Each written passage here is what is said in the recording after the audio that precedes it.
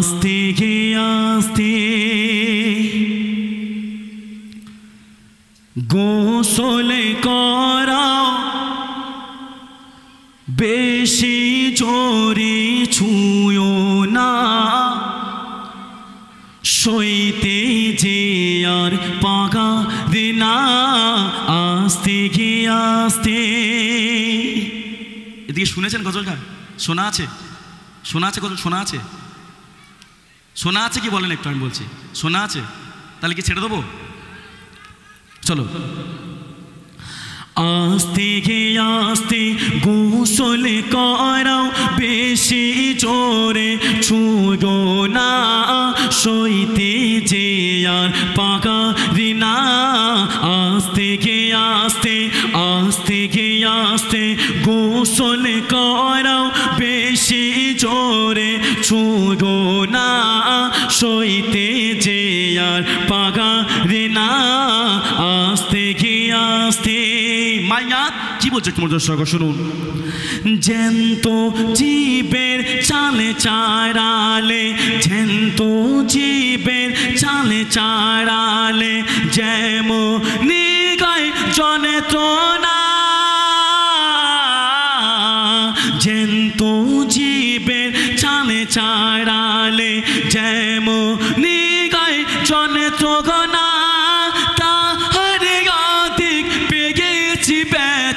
যখন যায় মনের কানা। আস্তে গে আস্তে গোসল করাও, বেশি জোরে ছুঁয়ো না, সইতে যে আর পাগাবে না। আস্তে গে আস্তে। কোনো গ্রামে যখন মাইয়াত হয়, তো সেই মাইয়াতের আশেপাশে বসে একটু আমরা কান্নাকাটি করি, করি না? করি না? কোনো প্রাণপ্রিয় মানুষ যখন চলে যায়, কান্না বাধা মানে না। সাদের মানুষ চলে যায় যদি দুনিয়া থেকে, কান্না বাধা মানে সেই মাইয়াতের আশেপাশে বসে একটু আমরা কান্নাকাটি করি। মাইয়াত ওগুলোকে নিষেধ করছে। কেন নিষেধ করছে? বলছে আমার মাথার পাশে এসে একটু বেশি বেশি একটু কোরআন তেলাওয়াত করো। সেই মাইয়াত বলছে, মাইয়াত কি বলছে সরকার শুনুন। ধীরে ধীরে ওই কাঁপুনি তাপন মরে পড়াও ধীরে। মাইয়াত বলছে কাঁপুনি তাপন মোর পড়াও ধীরে, তারা তারে করোনা। ওই ধীরে ধীরে, ওই ধীরে ধীরে, ওই ধীরে ধীরে চলো গো তোমরা, তারা তারে করো না। আরে আত্মীয় স্বজন পুত্র পরিজন মাথার উপর কেঁদো না। আস্তে গে আস্তে গোসল করাও, বেশি জোরে ছুঁয়ো না, সইতে যে আর পাগাবে না। আস্তে গে আস্তে। সেই মাইয়াতকে আমরা কাফনটা পড়াই খুব ধীরে ধীরে, মাইয়াত ওটাকে আমাকে আস্তে আস্তে পড়া। আমাদের ইসলামে সেই মাইয়াতকে খুব সুন্দর করে আমরা দাফন করি, যাতে সেই মাইয়াতের গায়ে একটু আঘাত না লাগে, একটু যন্ত্রণা না লাগে। তো সেই মাইয়াত যারা খাটিয়া করে নিয়ে যায় মাইয়াতকে, তাদের উদ্দেশ্য করে মাইয়াত বলছে রাস্তা একটু থাকে উঁচু নিচু, সেই কারণে খাটে একটু ডিক ব্যালেন্স হয়ে পড়ে। সেই উদ্দেশ্য করে সেই মাইয়াত বলছে আমাকে একটু ধীরে ধীরে নিয়ে যাও। কাদের উদ্দেশ্য করে বলছে? উদ্দেশ্য করে শুনুন।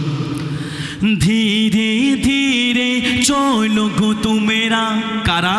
যারা বইছো কাটিয়া কানা। ধীরে ধীরে চলো গো তোমরা, যারা বইছো কাটিয়া কানা। ও গো কতই না ব্যথা, মাইয়াত বলছে ও গো কতই না ব্যথা লাগছে আমার, তোমরা কেউ তা বুঝবে না।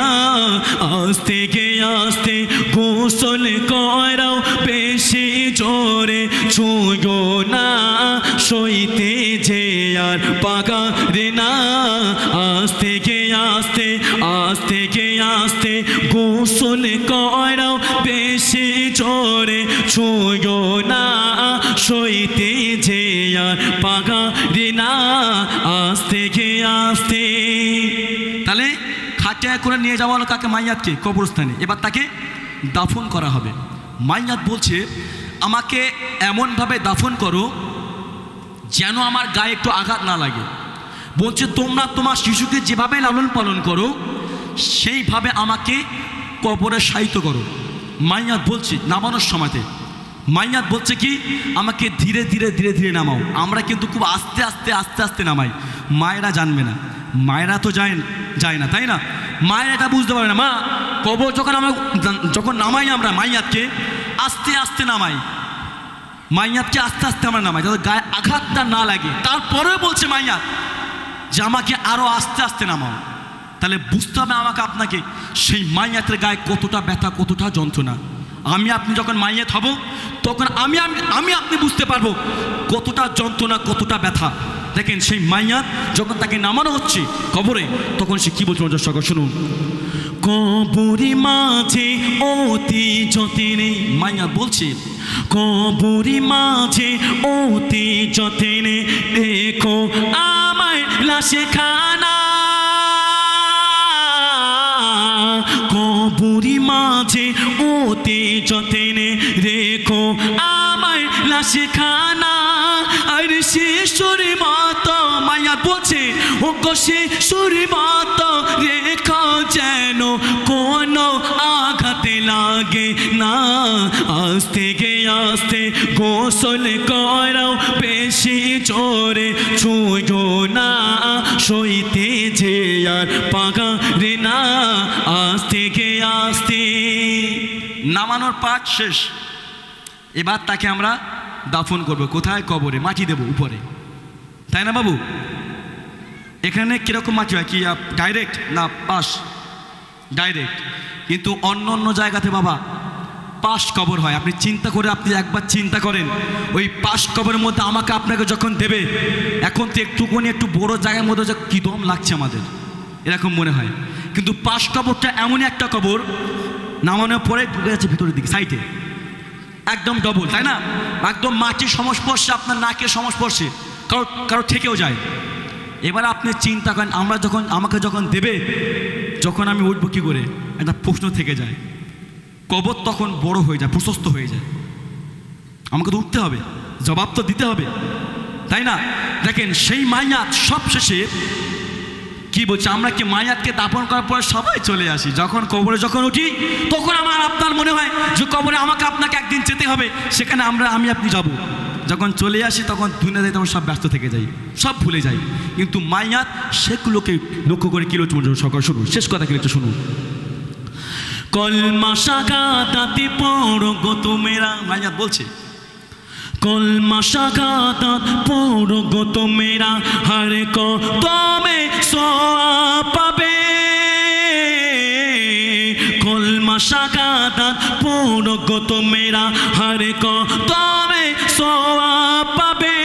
মিন হাকালাকে না কুমি বলে দিন চেলা মাটি দেবে। কবরে পালকিন, সেই মাইয়াত বলছে কবরে পালকিন করে আমায় যেন ভুলে যেও না, একটু দোয়া করো না। আস্তে গে আস্তে আমরা কবর জিয়ারত করি অকেশানে, চেক না ভুল বাবা, মৃত্যু কথা হলে বলবেন। ঠিক রমজান মাস আসবে একটু মনে পড়ে যায় যে ডেটে মারা গেছে আমার দাদা, আমার চাচা, আমার আব্বা, আমার আম্মা, সেই ডেট আমাদের মনে পড়ে, তাই না? আর কবে? শবে বারাতের সময় সবাই দল বেঁধে চলে যায় কবর জিয়ারত করতে, মাইয়াতের উদ্দেশ্য করে, শান্তি কামনা করি, তার জন্য জান্নাতবাসী হয়, তাই না বাবা? আর তারপর সব তো ফাঁকা, সব ভুলে যায়। মাইয়াত ওই জন্যই বলছে আমাকে তোমরা কেউ ভুলে যেও না, দিনে একবার হলো আমাকে স্মরণ করে একটু দোয়া রাখো, একটু কোরআন তেলাওয়াত করো আমার জন্য। কবর আমাকে আপনাকে প্রতিটা দিন ডাকে, প্রতিটা দিন। সেই কবরের খোরাক হচ্ছে আমরা, কবরের খোরাক আমরা। কবর তোমরা এসো, যদি আমল নিয়ে যেতে পারি মাশাআল্লাহ আমাদের ফুলের বিছানায় রাখবে। আবার ওই ফুলের বিছানা কারোর জন্য হবে কাঁটা, কারণ যারা আমল থাকবে না তার তো কাঁটা তো হবেই। একটা গজল আছে, কাফন আমার আপন কবর আমার ঘাঁটি, ওই কবরে যেতে হবে, থাকবে না কেউ সাথে, সবাই আজকে আছে, কেউ থাকবে না পরকালে। কি বাবু? কবি শেষ কথায় কৃষ্ণ সরকার শুনুন। কলমা শাগাদাত পড়ো গো তোমরা, কলমা শাগাদাত পড়ো গো তোমরা, হর কদমে সওয়াব পাবে। কলমা শাগাদাত পড়ো গো তোমরা, হর কদমে সওয়াব পাবে। মিন হাকালাকনা কুম বলে তিন ছিল মাটি দেবে। কবরে পালকিন, ওই কবরে পালকিন করে আমায় যেন ভুলে যেও না, একটু দোয়া করো না। আস্তে গে আস্তে, আস্তে গে আস্তে, আস্তে গে আস্তে, আস্তে গে আস্তে।